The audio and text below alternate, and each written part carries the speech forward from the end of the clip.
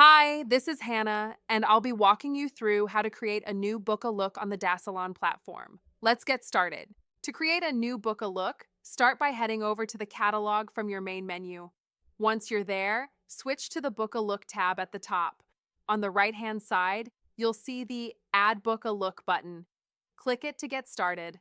A form panel will open where you can fill in all the essential details. Begin by uploading a photo for the look, then add the look name, a short description, set any gender restrictions, specify the duration, and choose the right category.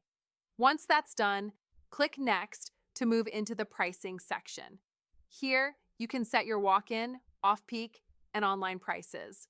You'll also have the option to choose whether the look should be available for online booking, walk-ins, or both. In the final step, assign the look to the right venues and link it to the staff members who will be offering it. When everything looks good, simply hit save, and a confirmation message will pop up letting you know your new look has been successfully created. And that's it. Your new look is now live, ready to be booked by clients online, as a walk in, or both, keeping your catalog fresh and appealing.